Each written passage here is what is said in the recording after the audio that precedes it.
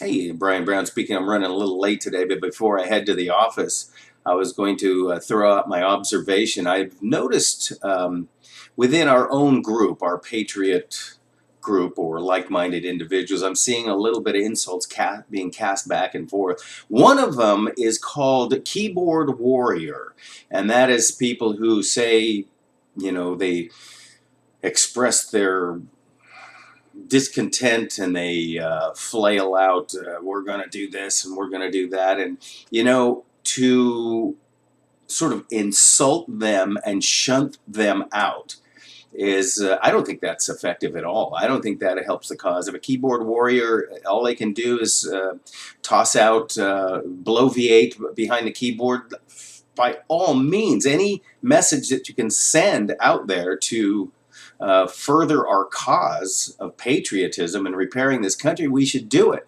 And let's face it, we've got militia, very talented men and women in the militia, and a lot of which have huge experience. Alan Lardieri and all of these, well, he's an independent guy, but these are talented men and women, and there is definitely a need for our friends, our Second Amendment friends, in a big way, if not symbolic, notwithstanding. But I want to say this, in regards to the keyboard warriors, you got to understand, if you want to win a cause, you have to put everything in.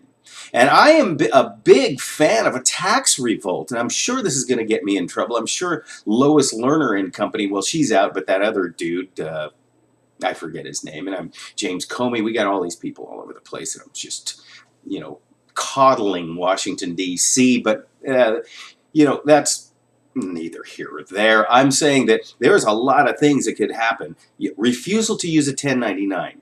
Every transaction done in cash. Refusing to participate or comply to not global warming. I'm sorry, did I say global warming? I meant climate change. Climate change rules and regulations, permits, etc. This is Atlas shrugs.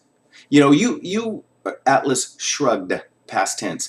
You have to do a group participation. Tax revolts are one. I know that nobody has the testicular fortitude to even get involved in a tax revolt, but you sure as heck can start doing all your transactions in cash. Please don't give me the story about it's unsafe, it's inconvenient. You're ringing up your credit card, and every time you use it, credit card, bank card, ATM card, every time you slide that thing, you're propagating information about yourself. Where you bought the item, how much you spent, what ATM you were standing at, all of that stuff, for convenience. Well, maybe we ought to break a sweat, and maybe we ought to start doing transactions under the table. Why not? What would it be? We think you just did a transaction in cash? How are they going to do that? How is that going to work? 1099s, that's the other one. You know what a 1099 is, a W-9 and 1099? It's tattling. Me, the business owner, I want to optimize my tax liability.